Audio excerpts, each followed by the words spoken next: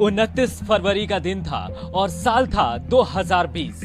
PM Modi राजनीति में जीत और हार दोनों को स्वीकार करना पड़ता है। अखिलेश यादव भी शायद इस बात को समझ चुके हैं। बहरहाल राजनीति से इतर अखिलेश यादव की शादी से जुड़ा किस्सा भी बहुत दिलचस्प है। अखिलेश 21 साल की उम्र में डिंपल से मिले थे। प्यार की शुरुआत तो तभी शुरू हो गई थी जब दोनों पहली बार मिले। इजहार करने में कुछ वक्त जरूर लगा। उस वक्त डिंपल लखनऊ विश्वविद्यालय में पढ़ाई कर रही थी। एक दोस्त के घर दोनों मिले थे। डिंपल से 4 साल तक छुप छुप कर अखिलेश मिलते रहे। इस बीच पढ़ाई के लिए वो ऑस्ट्रेलिया निकल गए। अब दोनों ने शादी का मन बना लिया था, लेकिन शादी हो कैसी? एक राजपूत तो दूसरा यादव और ऊपर से प्रदेश का नाम उत्तर प्रदेश। एक दिग्गज राजनीतिक परिवार से तो दूसरा आर्मी बैकग्राउंड से। अब तिरंगा जैसी फिल्मों ने भारतीय जनमानस में यह विचार तो पहले ही घोल दिया था कि आर्मी और नेताओं में नहीं बनती, लेकिन अखिलेश यादव ने तो तय कर लिया था कि शादी तो डिंपल से ही करेंगी। फिर क्या था, जा पहुंचे पिता मुलायम के पास। बात किसी राजनीतिक परिवार की हो या आम भारतीय परिवार की, शादी की बात पर कौन बाप एकदम से हाँ करता है? मुलायम को इस बात का डर था कि विरोधी कहीं इसे मुद्दा न बना ले, लेकिन अखिलेश यहां नहीं हारे और जा पहुंचे अपनी दादी के पास। दादी की रजामंदी के बाद दोनों हमेशा के लिए एक दूसरे के हो गए।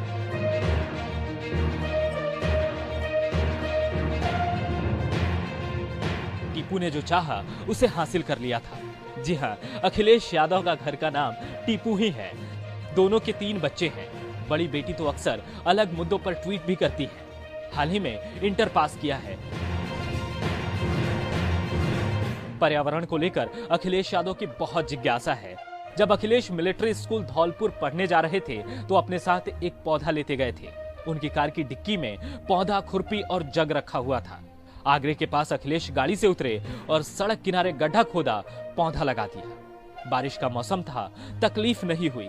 जब भी वो घर जाते छुट्टियों में ये काम जरूर करते। पौधों से प्यार था, तभी तो प्रकृति को जानने समझने के लिए पर्यावरण विषय को चुना और पौधों के पीछे मैसूर से ऑस्ट्रेलिया चले गए। अखिलेश यादव को बनाने में एक शख्स का बहुत बड़ा योगदान है, मुलायम से भी ज्यादा। सियासी गलियारों में कहा जाता है कि मुलायम ने अखिलेश को भले ही पैदा किया हो, लेकिन मंझे हुए राजनेता बनाने में सबसे बड़ी भूमिका जनेश्वर मिश्रा ने निभाई है। छोटे लोहिया कहे जाने वाले जनेश्वर मिश्रा ने ही अखिलेश को राजनीति की ट्रेनिंग दी थी। 2011 में उन्होंने टीपू को समझाया था। उन्होंने कहा, संभव है कि पार्टी के कुछ लोग तुम्हें नेता के तौर पर स्वीकार ना करें, पर तुम मत घबराना। वो अखिलेश जिंदाबाद ना कहें तो भी मत घबराना। जिस दिन तुम खुद को नेता के तौर पर स्थापित कर लोगे तो मैं खुद अखिलेश जिंदाबाद के नारे लगाऊंगा। मुख्यमंत्री बनने के बाद अखिलेश ने नेताओं के पैर छूने बंद कर दिए। नेता बनने के लिए यह जरूरी था। स्कूल के दिनों में एक बार जनेश्वर मिश्रा ने अखिलेश से पूछा था कि राजनीति में कब आओगे, तो अखिलेश मुस्कुराने लगे। मिश्रा ने कहा, आना जरूर, राजनीति अच्छी चीज है, इसे अच्छे लोगों की जरूरत है। जनेश्वर मिश्रा ने ही अखिलेश को भाषण देने, खुद में बदलाव करने की ट्रेनिंग दी थी। राजनीति से इतर अखिलेश के कई ऐसे किस्से और कहानियां हैं जिनके बारे में बहुत कम लोगों को पता है। अखिलेश फुटबॉल प्रेमी आदमी हैं, लेकिन इसकी कीमत भी उनको चुकानी पड़ी। स्कूल के दिनों की बात है, एक फुटबॉल मैच के दौरान एक शॉट उनकी नाक पर जाकर लगा और नाक टूट गई। वहीं से उनकी नाक टेढ़ी हो गई। अखिलेश और गौरैया का एक किस्सा अखिलेश के प्रकृति प्रेम को दिखाने के लिए काफी है। दरअसल एक बार कुछ लोग सीएम हाउस आए।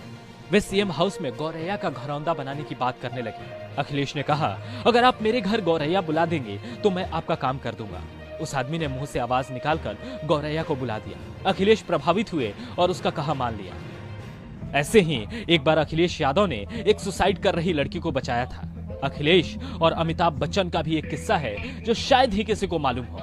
ऑस्ट्रेलिया में अखिलेश की पढ़ाई चल रही थी। उसी दौरान बिग बी के एक कार्यक्रम में अखिलेश उनसे मिलने पहुंच गए। दोनों की फोटो अखबार में आई।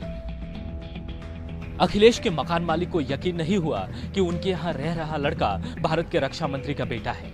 आज भले ही चाचा शिवपाल और अखिलेश में 36 का आंकड़ा हो, लेकिन बचपन में शिवपाल ही वो शख्स थे जो हमेशा अखिलेश के साथ साई की तरह रहते थे। अगर अखिलेश यादव किसी मंच पर कन्नड़ बोलते दिख गए तो किसी को आश्चर्य नहीं करना चाहिए। मैसूर में इंजीनियरिंग के दौरान एक चाय स्टॉल पर अखिलेश चाय पीने जाते थे।